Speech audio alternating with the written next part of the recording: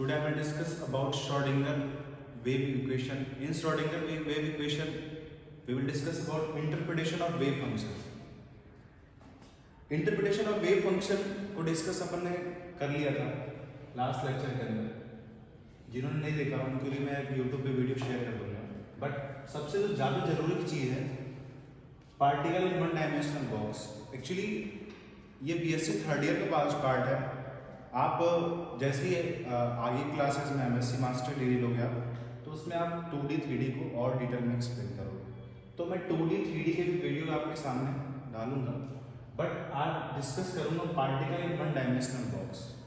तो होता क्या इसको डिराइव कैसे करेंगे, इसको डिस्कस कैसे करेंगे वो समझते हैं.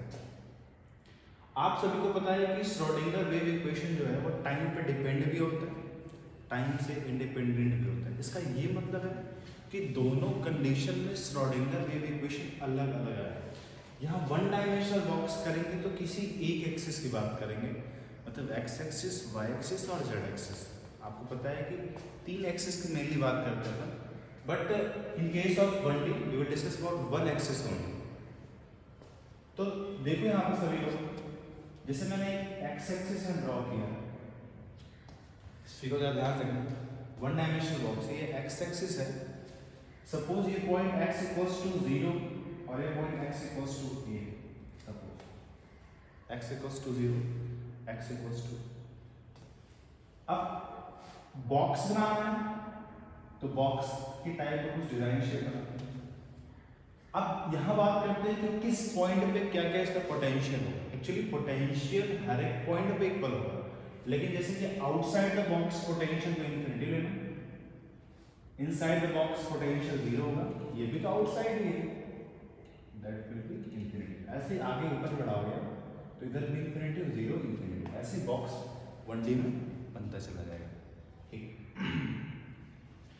तो सबसे पहले आपको इसको डिराइव करने के लिए, ये पता करने के लिए कि इस जब आपका पोटेंशियल इन्फिनिटी पे था, पोटेंशियल 0 था, उस कंडीशन में आपका प्रोबेबिलिटी मैग्नीट्यूड की वैल्यू क्या आती है, ये सबसे ज़्यादा ज़रूरत होता है. जैसे आप IIT जैम वगैरह के लिए जाएंगे, जैम एग्जाम में इसका बहुत यूज है. डायरेक्ट फॉर्मूले बेसिस पे क्वेश्चन आते हैं, तो दोनों डेरिवेशन करेंगे और कुछ उसका एप्लीकेशन भी दिखाएंगे आपको कि कैसे आप पहचानोगे कि इसकी एनर्जी क्या है, एनर्जी कांस्टेंट क्यों हो रही है, किस कंडीशन पे शायद 0 आ रहा है, किस कंडीशन पे शायद की कुछ वैल्यू आ रही है. शायद मतलब probability magnitude. Okay, let's discuss. We know that, अगर आप नहीं जानते तो भी लिखिए, we know that Schrodinger wave equation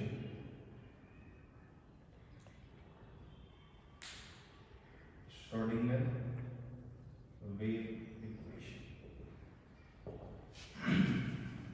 आपने previous classes first year second year में इसको बहुत अच्छे से सॉल्व किया होगा, डिराइव करा होगा. जिसको डेरिवेशन नहीं आता कमेंट बॉक्स में बताएगा, मैं फिर से इसको डिराइव करके दे दूंगा hand to hand. What is Schrodinger wave equation in one dimension, in 1D के लिए होगा तो d square x d square psi upon dx square plus 8 pi square m by h square e minus b into psi equals to 0. This is a Schrodinger wave equation in one dimension. 3 dimensional होगा तो d square psi upon dx square plus d square psi upon dy square and plus d square psi upon dz square. तो अपन discuss कर रहे हैं 1D के, तो 1D की बात करेंगे बस. ठीक है, देखिए इस कंडीशन में हुआ क्या. इस कंडीशन में केस फर्स्ट लेंगे. केस फर्स्ट क्यों ले? केस फर्स्ट का यहाँ ये मतलब है कि जब पोटेंशियल इन्फिनिटी व्हेन, आपको पता है यहाँ पे V ये energy, this is potential energy. When first case when potential energy tends to infinity, potential energy tends to infinity, that means इसकी वैल्यू आप यहाँ पुट करोगे. इस इक्वेशन में फर्स्ट बोल देते हैं. फ्रॉम फर्स्ट वैल्यू पुट किया d square psi upon D x square plus 8 pi square M upon H square. आपने इस पोटेंशियल एनर्जी जो आपको एनर्जी है इसके प्लेस पे क्या पुट किया है, इन्फिनिटी, ये पुट कर दो into psi equals to 0। And you know infinity is more greater than energy. Infinity तो आप जानते ही, इन्फिनिटी तो बहुत ज़्यादा हो। अब क्या करना है आपको कि आप जानते हो कि इन्फिनिटी बहुत ज़्यादा है इस एनर्जी से, तो आप जानते हो कि किसी इन्फिनिटी में किसी का प्लस माइनस करो तो इन्फिनिटी वही वैल्यू आती है। तो वैल्यूज आगे क्या आने वाली है, implies that d square sign upon D x square plus 8 pi square M upon H square. इसकी वैल्यू क्या आएगी, minus infinity into psi equals to 0। आप जानते हो इन्फिनिटी में से कुछ भी सब्ट्रैक्ट करें या प्लस करें वही वैल्यू आने वाली, बिकॉज नॉट डिफाइंड वैल्यू। आप जानते हो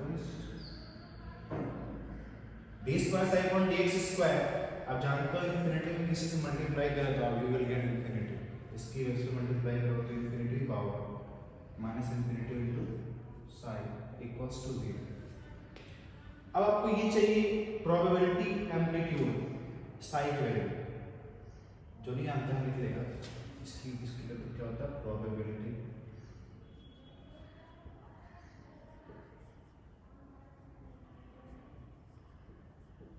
एम्पलीट्यूड। ओके, इसकी ट्रांसलेशन कर रहा है d square sign upon D x square equals to infinity psi. आपको साइन की वैल्यू चाहिए तो साइन की वैल्यू यहाँ से क्या आ रही है साथ में आपको, sine equals to 1 by infinity d square sign upon D x square. This is the function. अब इस साइन की एक यूनिट वैल्यू मिल गई 1 by infinity. What is the value of 1 by infinity? 1 by infinity everyone know 1 by infinity tends to 0। 1 by infinity value क्या होती है 0। एकमात्र ऐसा वैल्यू जो इन्फिनिटी को आप 1 से डिवाइड करो, 1 बाई इन्फिनिटी करो तो उसकी वैल्यू क्या आएगी 0। तो जैसे ही 0 पुट किया तो what will you get here, psi equals to 0।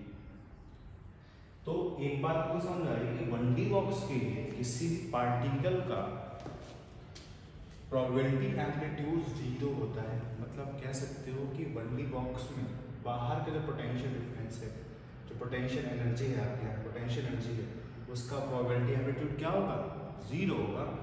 Total किस में इंक्लूड होगा, इनसाइड में। इनसाइड में होगा कि नहीं होगा वो केस 2 में देखेंगे, ठीक है।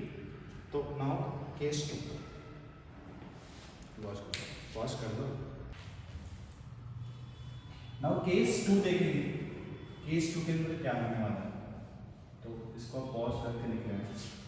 केस फर्स्ट नहीं समझ में आया जरूर बोलना, बहुत ईजी है। सबसे इंपॉर्टेंट केस 2 को समझना है, तो केस 2 को मैं समझाऊंगा। तो मैं फर्दर श्रोडिंगर वेव इक्वेशन लिखता हूँ। श्रोडिंगर वेव इक्वेशन क्या है, for 1D D square sign upon D x square plus 8 pi square M by H square E minus V into psi equals to 0। Second case में जब potential energy, case second लेते हैं आप, when potential energy when V going to 0, तो value 0 put किया तो D square sign upon D x square plus 8 pi square M upon H square E minus 0 into psi equals to 0। बहुत easy है।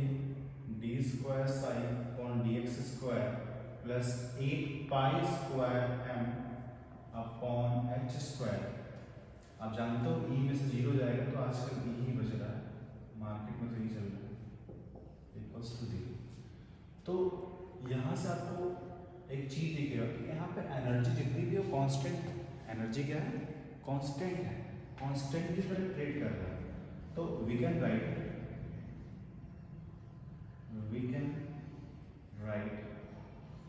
क्या right कर सकते हो कि 8 भी कांस्टेंट है, पाई स्क्वायर भी कांस्टेंट है, एम भी कांस्टेंट है और H square into energy constant, इसकी प्लेस पे मैंने के स्क्वायर पुट किया।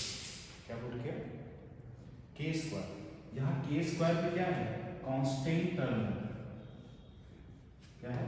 Constant term. तो what will you get here?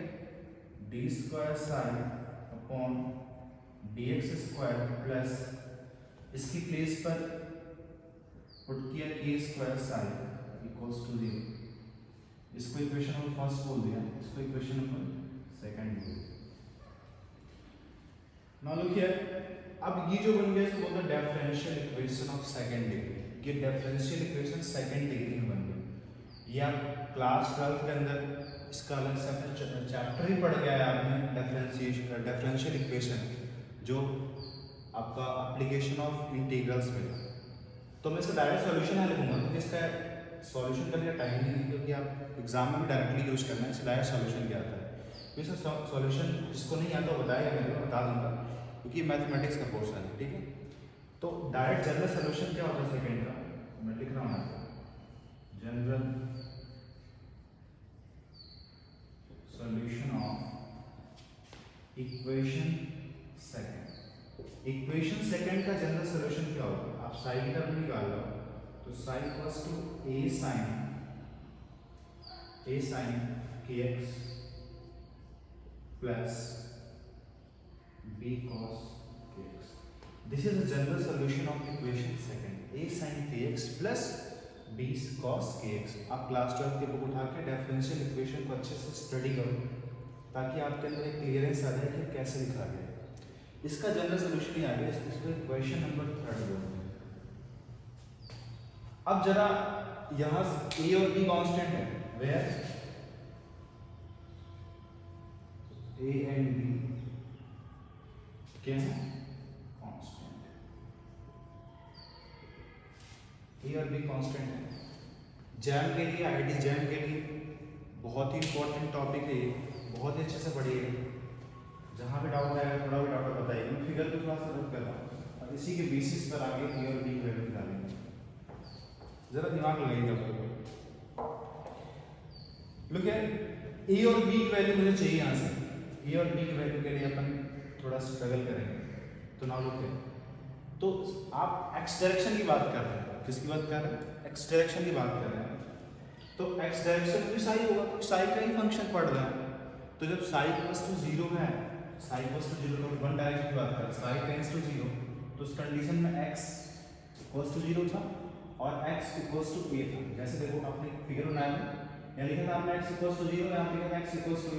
तो इस साइन में भी चल रहा है, साइन का फंक्शन x डायरेक्शन में, जो इसका मतलब ये हो गया कि x की वैल्यू 0 और x के इक्वल्स टू a के दोनों के लिए सही है। दो केस बनाएंगे। केस क्या बनाएंगे? व्हेन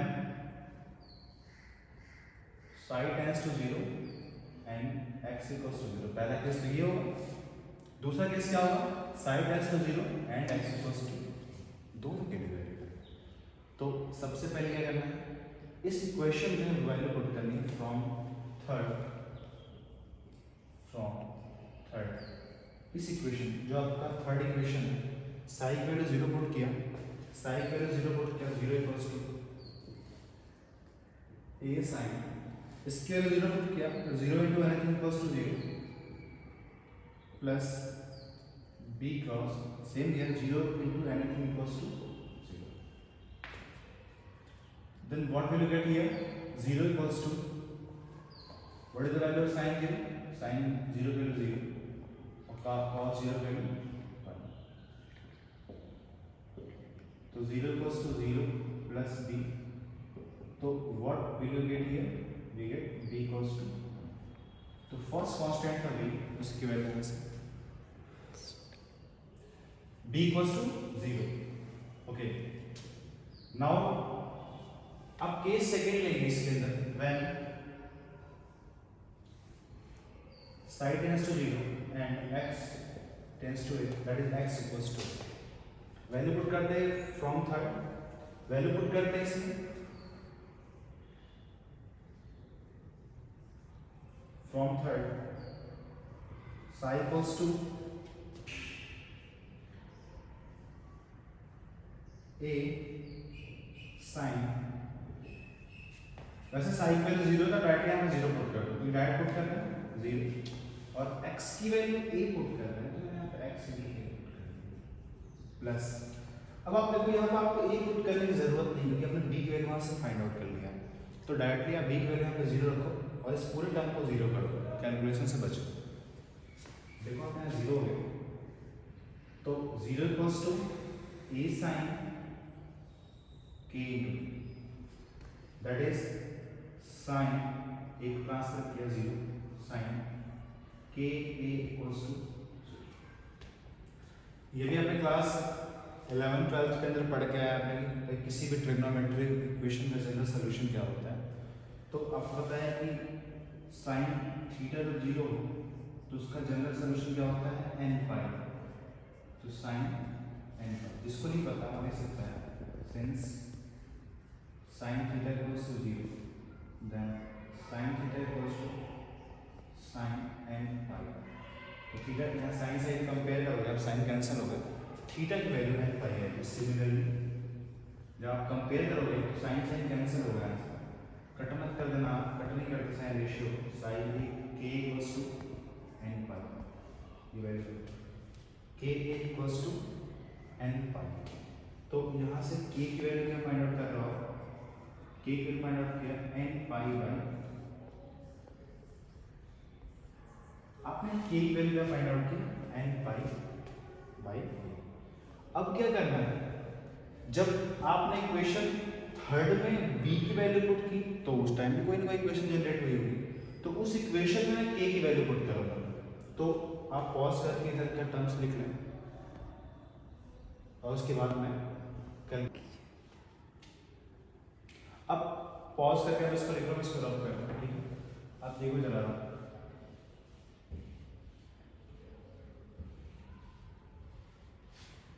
देखिए अब मैंने क्या करा कि जो इक्वेशन आपका है ये इक्वेशन क्या है, y equals to a sin kx plus b cos kx में b की वैल्यू पुट किया तो व्हाट विल यू गेट, क्या लिख लो आप, putting the value of b, putting the value of b in equation third, equation third में जैसे वैल्यू पुट किया तो what will get, sin equals to a sin kx होंगे। देखो वैल्यू इसमें 0 पुट किया, 0 के पूरे टर्म्स। अब इक्वेशन नंबर इसको आप बोल दो, इसको अब इक्वेशन नंबर कितना हो गया, थर्ड हो गया, इसको फोर्थ बोल दीजिए, इसको 5 बोल देते हैं, ठीक है। तो from fourth and fifth, from fourth and fifth what will get here, sin equals to a sin, what is the value of k, n pi by a, n pi by a into x। I think ये आपको बहुत clear होगा, बहुत easy calculation है, but इसका जो last में result आएगा वो समझना बहुत जरूरी है कि किस कंडीशन में जो आपका साई की वैल्यू है इनसाइड द बॉक्स क्या आ रहा है। जब पोटेंशियल एनर्जी 0 था उस टाइम बॉक्स की साई की वैल्यू क्या आ रही है, दैट इज प्रोबेबिलिटी एम्पलीट्यूड की वैल्यू क्या आ रही है, वो समझना बहुत जरूरी है। अब यहाँ पर ए कांस्टेंट है भाई, सबकी वैल्यू चाहिए आपको, तो जरा यहाँ से कुछ रिजल्ट निकालेंगे, इसमें इक्वेशन नंबर 6 बोल रहा हूँ, जरा देखो आपने किसी को कांस्टेंट सपोज किया, किसको कांस्टेंट सपोज किया था, देखो जरा, सिंस मैं लिख रहा हूँ 8 pi square m upon h square into E को आपने k स्क्वायर बोला था। यहाँ से एनर्जी का टर्म निकालेंगे क्योंकि यहाँ की जो एनर्जी निकलेगी वो आप मास्टर डिग्री करोगे तो उस टाइम पढ़ोगे आप कि इसके डायरेक्ट बेसिस क्वेश्चंस आते हैं। तो यहाँ से एनर्जी के टर्म्स वैल्यू क्या है वो पुट करने वाले हैं। तो नॉर्मली ई की वैल्यू क्या आएगी आप बताओ, k square H square upon 8 pi square, then e equals to आपने के की वैल्यू यहाँ से फाइंड आउट करा है n पाई बाई, ये वैल्यू हम पुट करने वाले हैं n pi by square into H square upon 8 pi square, नीचे का पोर्शन रख कर दो, ठीक है। जरा इसको कैलकुलेट करो सभी लोग, पॉज करके कैलकुलेट करो। N square pi square H square upon 8 ए square pi square N. Pi square cancel out होगा. Then what is the terms in terms of energy? N square h square upon 8a square n. This is a special formula of energy. N square h square upon 8a square n. यहाँ से energy का term में अपने relation निकालें. अब इसके बाद ये कांस्टेंट जो a है इसकी वैल्यू फाइंड आउट करें. तो इसको जल्दी से आप देखो, मैं देखो रब कर रहा हूँ, जल्दी से इसको आप नोट डाउन करो, पॉज कर. ई की वैल्यू क्या निकला? N square H square upon 8 A square n. Now look here, यहाँ पर एन की वैल्यू 1 से स्टार्ट होगी, 1 2 3 4 एंड सो ऑन. ठीक है, यहाँ से एनर्जी का टर्म में कोई वैल्यू निकाल सकते हो. अब देखो आप ध्यान से, अब थोड़ा सा नॉर्मलाइजेशन ऑफ वेव फंक्शन करेंगे. वेव फंक्शन का नॉर्मलाइजेशन करेंगे जो पहले आपने इंटरप्रिटेशन पढ़ा होगा.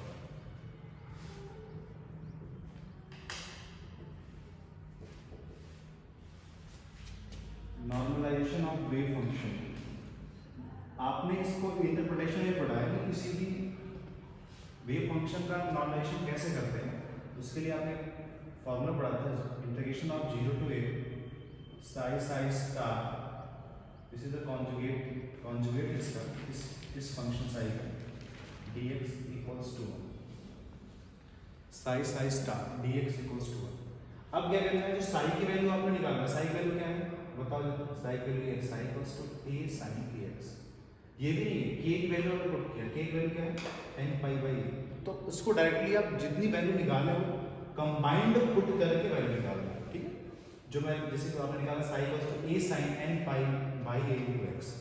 तो a की वैल्यू वहां से निकालोगे आप, ये साई की वैल्यू आप पुट करोगे तो डायरेक्ट सॉल्व करोगे इसको, क्योंकि मैथमेटिक्स का पोर्शन है, बहुत लंबा डेरिवेशन जाएगा. इसको सॉल्व करने में कम से कम 1 पेज चला जाएगा. इसको डायरेक्ट आप इसको लिखोगे.